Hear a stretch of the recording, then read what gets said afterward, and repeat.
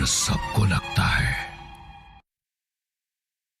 चित्रकूट के घने जंगल की एक वीरान रात में दूर से एक कार चली आ रही थी। उस कार को अकेला सवार रंजन चला रहा था। उसकी नजर सड़क से ज्यादा अपने जीपीआरएस पर थी, जो डेस्टिनेशन के बहुत करीब बता रहा था। अचानक सड़क पर एक औरत बच्चे के साथ दिखाई दी, जो कार को रुकने का इशारा कर रही थी। लेकिन रंजन ने कार रोकने की जगह कार को स्पीड दी और बेदर्दी से औरत और उस बच्चे पर कार चढ़ा दी। वो औरत और बच्चा चीख उठे और उनका खून कार के आगे कांच पर फैल गया। लेकिन रंजन ने स्पीड कम भी नहीं की और कुछ आगे निकलकर देखा तो उसकी आंखें हैरानी से फटी की फटी रह गई। वो औरत और बच्चा वही सड़क पर खड़े थे जैसे कुछ हुआ ही नहीं था। और अब रंजन ने पलटकर सामने देखा तो कांच पर अब खून भी गायब हो चुका था। ये देख रंजन ने अपने माथे से बहता पसीना पोंछा। अच्छा हुआ प्रवीण ने मुझे बता दिया था कि रास्ते में भटकती हुई आत्माएं शिकार की तलाश में इंसानी रूप में मिलेंगी। अगर मदद को रुक गया होता तो कल रात से मेरी आत्मा भी यहीं भटकती मिलती। वैसे भी आज शनि अमावस्या है। आज तो शक्तिशाली आत्माएं आधी रात बाद अपने चढ़ावे को तलाशती है। रंजन घड़ी देखता है, 9 बजने वाले थे। ओह शिट, मुझे आधी रात से पहले वापस लौटना है। जंगल के एक सुनसान कोने में रंजन ने अपनी कार रोकी और देखा वहीं कुछ दूर एक बड़ा सा पीपल का पेड़ था, जिसका ऊपरी हिस्सा सूखा था। यही है वो पेड़ जो मेरी किस्मत को बुलंद सितारे की तरह चमका देगी। इस पीपल के ऊपर का सूखा हिस्सा इस बात की निशानी है कि ब्रह्म राक्षस यहाँ निवास करता है। रंजन ने वही रखा एक थैला उठाया और कार से बाहर आ गया। उसने डिक्की खोली। डिक्की में एक बड़ा सा जिंदा मुर्गा और बकरी का बच्चा बंधे हुए रखे थे।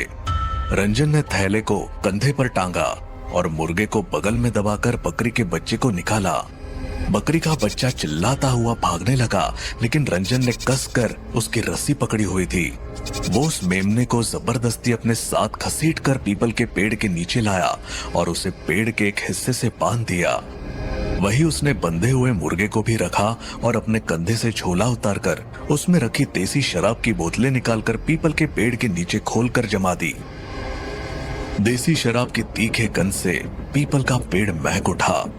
अब रंजन ने अपने झोले में से ब्रह्म राक्षस की बनी मिट्टी की भयानक आकृति निकाली और शराब की बोतलों के ऊपर सजा कर रख दी। रंजन ने अब बंधे हुए मुर्गे को खोलकर हाथ में पकड़ा और ब्रह्म राक्षस की आकृति के सामने बेदर्दी से उसकी गर्दन मरोड़कर अलग करने लगा। मुर्गा दर्द से चीखा। अगले पल मुर्गे की अलग हुई गर्दन रंजन के हाथ में थी। उसने ब्रह्म राक्षस की आकृति के सामने दोनों को रख दिया। मुर्गे का धड़ तड़पते हुए उछल रहा था और फिर बेजान होकर गिर पड़ा। रंजन ने झोले में से कटार निकाली और बकरी के बच्चे को खींच कर ले आया और उसकी गर्दन ब्रह्म राक्षस की आकृति के सामने करके लगातार उसकी गर्दन पर वार करता चला गया। मासूम मेमना तड़पता रहा, चीखता रहा, लेकिन रंजन पर मानो शैतान सवार था। उसने मेमने की गर्दन काट कर अलग कर दी। मेमने की कटी गर्दन से खून का फव्वारा छूटा, जिसे रंजन ने ब्रह्म राक्षस की आकृति के सामने कर दिया। वो मेमने के खून से नहा उठी। रंजन ने अपने चेहरे पर लगे खून को पोंछा और आसमान में हाथ उठाकर पूरी ताकत से बोला, हे ब्रह्म राक्षस, मेरी दी इस भेंट को स्वीकार करना और मुझ पर दौलत की बरसात कर देना, तब मैं दोबारा आऊंगा इससे भी बड़ी भेंट लेकर। कहकर रंजन पलटा और अपनी गाड़ी की ओर बढ़ने लगा। अचानक पीछे से आवाजें आने लगी, जैसे कोई रंजन को पुकार रहा हो। रंजन, रंजन, ये वापस ले जाओ। रंजन, इन्हें वापस ले जाओ। लेकिन रंजन रुका नहीं और ना ही उसने पलटकर देखा। उसने पुकार रही आवाजों को इग्नोर करते हुए गाड़ी में बैठा और गाड़ी पलटाकर वापस लौटने लगा। रंजन की कार फिर से सुनसान सड़क पर जा रही थी। वो ड्राइव करते हुए मोबाइल पर अपने बिजनेस पार्टनर प्रवीण से कह रहा था, जैसा तूने बताया था मैंने वैसा कर दिया प्रवीण, बस अब वो ब्रह्म राक्षस खुश हो जाए मुझ पर। खुश होगा, खुशी से पागल हो जाएगा वो ब्रह्म राक्षस।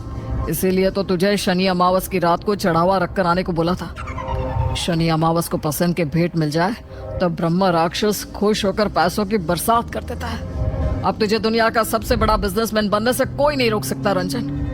बस बड़ा हो जाए तो अपने इस बचपन के दोस्त और पार्टनर को भूल मत जाना। सुनकर रंजन हंस पड़ा था। तभी रंजन के चेहरे का रंग उड़ गया और चेहरे की हंसी भी गायब हो गई। बच्चे के साथ औरत की भटकती आत्माएं लिफ्ट लेकर किसी की कार में बैठ रही थी। रंजन की इच्छा हुई कि वो चीख कर कार वाले को बता दे, लेकिन वो कार में बैठकर जा चुके थे। वो कार रंजन की कार के करीब से गुजरी और उस औरत की नजरें रंजन से मिली। नजर मिलते ही औरत की आंखों से लहू टपकने लगा और उसका मासूम चेहरा एक भयानक चेहरे में बदल गया। डर की लहर रंजन के बदन में दौड़ गई। फुल एसी में भी उसके पसीने छूटने लगे। रंजन ने कार की स्पीड बढ़ा दी और उस कार को पीछे छोड़ते हुए बहुत आगे निकल गया। जंगली जानवरों की आवाज जंगल में गूंज रही थी। पीपल के पेड़ के नीचे रखे मांस की ओर भेड़ियों का झुंड बढ़ रहा था। अचानक दूर कहीं रात के 12 बजने का घंटा सुनाई दिया और पीपल के सूखे हिस्से पर उल्टे लटके ब्रह्म राक्षस ने अपनी आंख खोली। उसके आंख खोलते ही जंगल का शोर शांत हो गया और मांस के करीब पहुंच चुके भेड़ियों का झुंड रुक गया और डर से पलटकर जंगल के अंदर भाग गया। अचानक उल्टे लटके ब्रह्म राक्षस को रंजन के शब्द सुनाई देने लगे। ये सुनते ही ब्रह्म राक्षस ने खुद को छोड़ दिया और वो सर के बल पेड़ के नीचे गिरने लगा।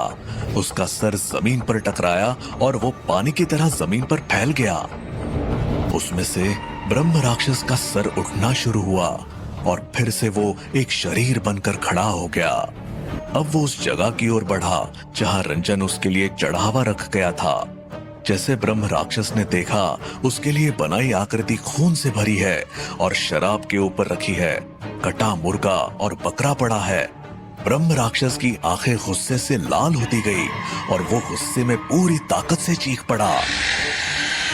ब्रह्म राक्षस की गुस्से में भरी चीख सुनकर जंगल के जानवर जान बचाकर भागने लगे। उसकी चीख के प्रेशर से एक मकान की खिड़की का कांच टूटा और वो हवा में उड़कर वो बिस्तर पर सो रहे एक इंसान पर गिरे, जो कि रंजन था। रंजन और उसकी पत्नी घबरा कर उठ बैठे। रंजन की आंखें हैरानी से फटी रह गई, ये देखकर कि खिड़की के टूटे कांच सिर्फ उसी पर गिरे थे, साथ में सो रही उसकी पत्नी पर नहीं। रंजन दौड़कर खिड़की पर आया और बाहर झांक कर देखा तो हैरानी से आंखें फटी रह गई, क्योंकि सिर्फ उसी की खिड़की का कांच टूटकर बिखरा था, किसी और के नहीं। रंजन को समझ नहीं आया ये सब हो क्या रहा था। इसे कोई अनोखी घटना समझकर रंजन और उसकी पत्नी गेस्ट रूम में जाकर सो गए। जल्दी ही दोनों को गहरी नींद आ गई। तभी हल्की सी आवाज कमरे में आने लगी और रंजन की नींद खुल गई। रंजन की आंखें फटी रह गई, ये देखकर दरवाजा अपने आप खुल रहा था। अब दरवाजे से वो मुर्गा और बकरा अंदर आता है, जिसे काट कर रंजन चढ़ा चुका था। उन्हें यूं जिंदा अपने घर में देख रंजन डर से चीख कर उठ बैठा। अगले पल मुर्गा और बकरा कूद कर रंजन पर आए और हमला करने लगे। मुर्गा चोंच से नोच कर रंजन का मांस निकाल रहा था और बकरा अपने दांतों से रंजन का मांस खींच रहा था। रंजन पागलों की तरह चीखता जा रहा था। अचानक रंजन की पत्नी उठती है और देखती है रंजन का मांस अपने आप निकल रहा था। ये देखकर वो चीखती है और रंजन का ट्रांस टूट जाता है। रंजन देखता है वो कमरे में अपनी पत्नी के साथ था और मुर्गा बकरा वहां नहीं था, लेकिन उसके शरीर से नोचा हुआ मांस दिख रहा था। रंजन की पत्नी रंजन को तुरंत हॉस्पिटल ले गई, लेकिन अगले ही दिन बिना किसी को कुछ बताए रंजन अस्पताल से निकल गया और वो सीधा अपने बिजनेस पार्टनर प्रवीण के पास पहुंच गया। रंजन ने प्रवीण के केबिन में घुसकर सीधा उसकी गर्दन पकड़ ली और वो बोला, ये क्या हो रहा है मेरे साथ प्रवीण? तूने तो कहा था मुझ पर पैसों की बारिश होगी, पर ये तो मेरा मांस नोच रहे हैं। सुनकर प्रवीण हंस पड़ा और खुद को रंजन की पकड़ से आजाद करवाकर बोला, तू पढ़ा लिखा गधा है रंजन, तुझे इतना भी नहीं मालूम? ब्रह्म राक्षस ब्राह्मण कुल का होता है। वो मांस मच्छी और शराब को छूता तक नहीं, और तूने उसे चढ़ावे में दे दिया। अरे नहीं पता था तो पहले पता करता। अब तो तूने ब्रह्म राक्षस को गुस्सा दिला दिया है, वो अब तुझे छोड़ेगा नहीं।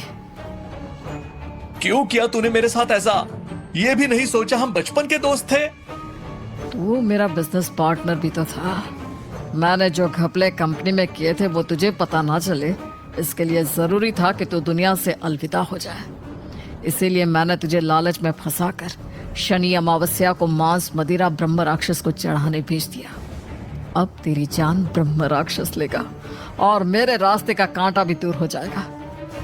अब तू भाग, यहाँ से जितनी दूर हो सके भाग जा, क्योंकि तेरे पीछे अब तेरी मौत बनकर ब्रह्म राक्षस है। रंजन गुस्से में प्रवीण को मुक्का मारता है और वहां से भागता है। रंजन की कार उसी पीपल के पेड़ के सामने रुक गई थी। रंजन कार से निकलकर दौड़ा और पीपल के नीचे से मांस मदिरा और खून को पागलों की तरह साफ करके फेंकने लगा। अब वो जगह साफ थी और रंजन वहीं गिरकर रो पड़ा और माफी मांगने लगा।